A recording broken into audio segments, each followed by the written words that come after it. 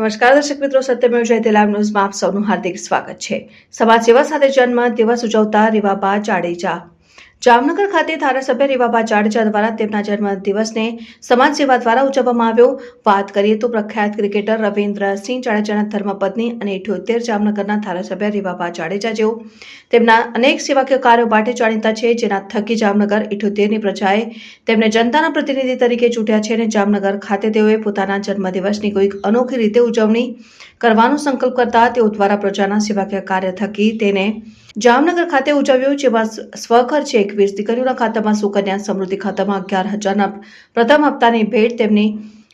વિધાનસભામાં આવતા 2 વિભાગના 121 બાળકોને 1 વર્ષ માટે દત્તક લેવામાં આવ્યા। 11 દીકરીઓને લગ્નનું કર્યાવર ભેટ કરાયું। 11 રમતવીરોને ક્રિકેટ કિટ અર્પણ કરવામાં આવીને બૂથ પ્રમુખોને વોર્ડ પ્રમુખોને ₹10 લાખનો વીમો પ્રદાન કરાયો અને થેલેસેમિયાના દર્દી માટે ધારાસભ્યની ગ્રાન્ટમાંથી 5 લાખનું અનુદાન અપાયું। 75.5 લાખના ખર્ચે SBI સૌજન્યથી ICU ઓન વ્હીલ પ્રદાન પોતાના કાર્યાલય ખાતે આધાર કાર્ડ સમાધાન કેન્દ્રનો શુભારંભ સહિત વિવિધ વોર્ડમાં આંગણવાડી કેન્દ્ર, સ્કૂલમાં કોમ્પ્યુટર ક્લાસરૂમ તેમજ સ્માર્ટ શાળાનું લોકાર્પણ કરવામાં આવ્યું। આ પ્રસંગે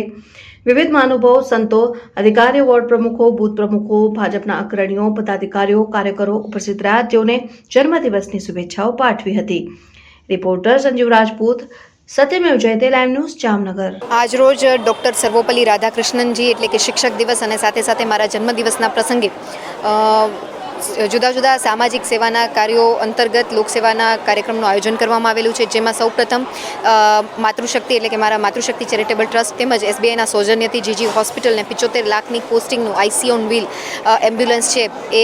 જીજી હોસ્પિટલને આપવામાં આવેલી છે। એની સાથે સાથે 21 આદરણીય પ્રધાનમંત્રીશ્રીની જે યોજના છે સુકન્યા સમૃદ્ધિ યોજના અંતર્ગત 21 એવી બાળકીઓ છે કે જે 1 થી લઈને 5 વર્ષ સુધીની છે, એમને 11,000ના પ્રથમ માસિક હપ્તા દ્વારા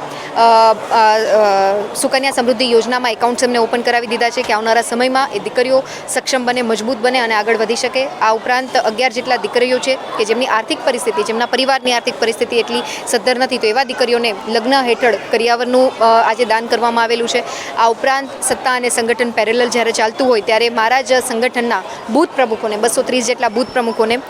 વીમા કવચ એટલે કે આદરણીય મુખ્યમંત્રીશ્રીની જે શ્રમિક અંત્યોદય વીમા સુરક્ષા કવચ યોજના છે એનું પણ આજે અમે ફર્સ્ટ ઇન્સ્ટોલમેન્ટ મારા માધ્યમથી એમને કરાવી આપવામાં આવ્યું છે કે આ વીમા અંતર્ગત જો કોઈ પણ વ્યક્તિ એમનું અવસાન થાય અથવા તો એમને વિકલાંગતા આવે તો રાજ્ય સરકારના માધ્યમથી 10 લાખ જેટલી સુવિધા રકમની જે ફાળવણી છે એમને એમના પરિવારજનોને કરવામાં આવતી હોય છે। તો એની આજે તમામ બૂથ પ્રમુખોને આ વીમા અંતર્ગત અમે આવરી લીધા છે। આ ઉપરાંત સ્પોર્ટ્સની વાત કરું તો 11 જેટલા દીકરા દીકરીઓ કે જેઓ અંડર 14માં અત્યારે રમી રહ્યા છે તેવા દીકરા દીકરીઓને ક્રિકેટની કીટનું પણ આજે અર્પણ કરવામાં આવેલી છે। આ ઉપરાંત વિદ્યાભારતી એક સંસ્થા જે જામનગરમાં કાર્યરત છે કે જેઓ સ્લમ વિસ્તારમાં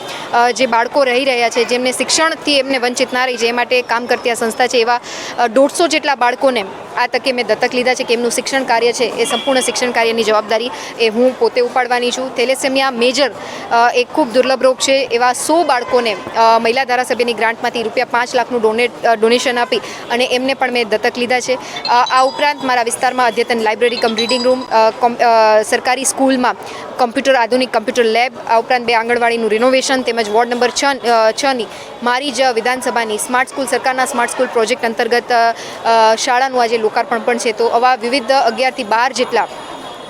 જુદા જુદા સામાજિક ક્ષેત્રો અંતર્ગત આજે કાર્યક્રમ કરવામાં આવ્યો છે, પણ આ કાર્યક્રમ ખરા અર્થમાં યથાર્થ રીતે ત્યારે જ સાર્થક બને છે કે જ્યારે ભારતીય જનતા પાર્ટીનું શીર્ષસ્થ નેતૃત્વ, સંગઠનની પૂરી ટીમ અને મારા વિસ્તારના કોર્પોરેટર સંગઠનની ચૂંટાયેલા પ્રતિનિધિની પૂરી પાંખ જ્યારે સાથે હોય, તેમજ જામનગરની જનતાના ભરપૂર આશીર્વાદ સાથે હું જ્યારે મજબૂત રીતે